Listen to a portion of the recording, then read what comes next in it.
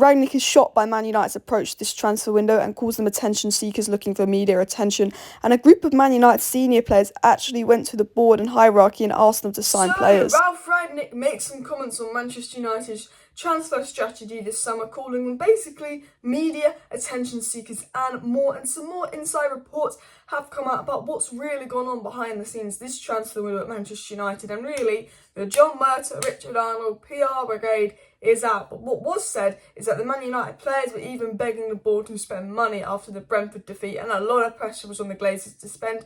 We know that Jim Ratcliffe saying he wants to buy the club is the real reason they spent, but the reports are saying, oh, the Glazers, they thought they should back Ten Hag and that.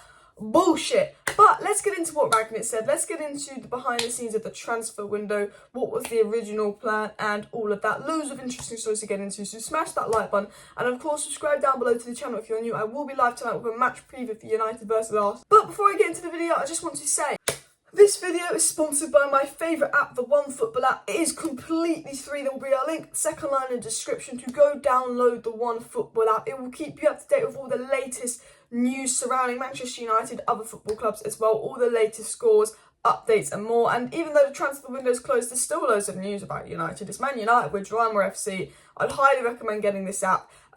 It's free and everything is there. You open the app within a second and all the information is there. It's so good.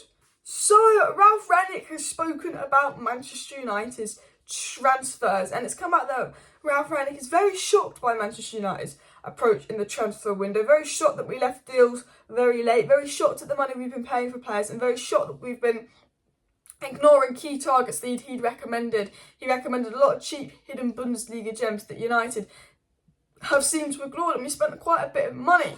And look, I think at the end of the day, the most important thing is that the players we're bringing in are the players that Ten Hag wants. But I think if Rangnick was here, it would have really helped because we spent 214 million on 4 players: Casemiro, Antony, Lissandro and Malacia, 3 from the Eredivisie and 1 that is 30. 214 million. I'm happy with every single player we signed. I think every sign is good signing. I think every player would be good at United. But I think value for money, we could have done a lot better. But at the end of the day, as long as they're good for United, that's all that matters. But Ralf Rangnick had this to say about United, its transfer approach. Because you've got to remember, we were linked to the likes of Rabiot, we were linked to the likes of Arnautovic, De Jong, Rangnick follows the media. Rangnick said this: when Ralf Rangnick read that Manchester United had bid for Marco Arnautovic, he was convinced it was for media attention. Rangnick thinking United are going in for media attention, and that says a lot, because we know as a fan base that United always are linked to players for PR attention, media attention, for clicks and stuff. And I think the fact that Rangnick, who was inside the club, working inside the club, when we were linked to a player, was like, no, this is just media attention. I think that says a lot, that Man United do make up stories, they do use PR for media attention. We know that already, but I think when Rangnick is saying and thinking that as well, it's almost a confirmation of, yeah, Manchester United in the past, we'll lose a game. Remember, Man United, whenever we lose a game, all of a sudden the next day, back when we were losing games in March and April, all of a sudden the next day, we were linked to 4 or 5 players. We're going to sign these 4 or 5 players from this club and these 4 or 5 players from this club, and we were going to sign Tchouameni and Nunes when we lost to Liverpool 4-0. Remember all of that? United definitely used PR to shift the blame of things and for attention. And it was also said that Rangnick is understood to be astonished by United's approach in the transfer market, how they are spending, quite large chunks of money, and he thought they should be going for a more younger approach and all of that. I think the annoying thing is, and what Rangnick said is, United ignored all of his recommendations, Lema and Cuckoo, and maybe our chances of getting them would have been much better if Rangnick had stayed. He recommended loads of hidden gems like Julian Alvarez, Luis Diaz, who's obviously been really good at Man City and Liverpool so far, Vlahovic, who's just rocking it up in the Serie A.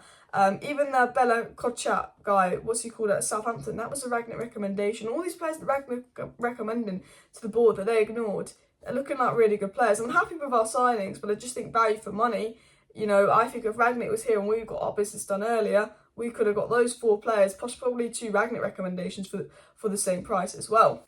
Into my next story, and this is a bit more information about what went on at Manchester United behind the scenes. A good inside report from Laurie Whitwell, and he said multiple sources say the original budget outlined in May was 120 million, but United had a total spend of 229 million this summer, which is the most in a single market by any Man United manager in history. And he said after the 4-0 defeat to Brentford, reported a spike in activity, with the message spreading in the industry that United executives, led by Football director John Murtough appreciated Ten Hag needed significant backing to have any chance of succeeding. Now this, for me, I think has PR spin written all over it.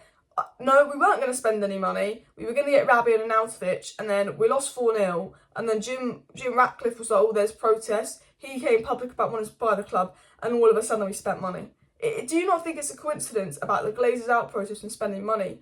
The summer we brought Varane, Ronaldo, Sancho, wasn't there a big Glazers out protest before that because of the Super League? I tell you this now, we will spend fuck all next summer. We will spend fuck all next summer. It's actually been said that Antony's come out of next summer's budget and Ten Hag will probably get 60 million next summer. Joke. So keep the protest next summer. We only spent because of, come on, Jim Ratcliffe. This is complete Murtough PR spin. Laurie Whitwell gets briefed by the club. He has all the inside sources, Laurie Whitwell. He is a tier 1 reliable journalist, but because he has the tier 1 sources from inside the club, he sometimes hears what the club want him to hear and the club want him to publish because, make Murtough look good. But he did say a group of senior players told the club hierarchy that reinforcements were required. And there was a big report after the Brentford loss that lots of Manchester United players, including Bruno Fernandes, Luke Shaw, Maguire and Ronaldo, and I think Ralf Rangnick were the 5 that was listed in a report I read a couple of weeks ago, that they rushed and they urged the board to back Ten Hag. They urged that we needed reinforcements and they urged that United needed new players and sort of begging the Glazers to spend, increasing the pressure. I think the fact that the players at United were talking to the board, that never happens at any other club. There's never any kind of player power at any other club. There's a lot of player power at United where United are close with the ball, but it never happens at any other club where the players are going to the board saying, do this. But United were desperate and the players could even see they weren't backing Ten Hag. And when the players are having to go to the board and say, can you back Ten Hag, can you spend some money, we need money, it says that, the players know what this club is like. And why do you want to play for a club that is constantly throwing the manager under the bus? The players were probably worried about the state of this club. Ronaldo loves United, but he wants to leave because he wants to succeed. And he saw that this club was doing nothing. And they actually had to urge the board to spend.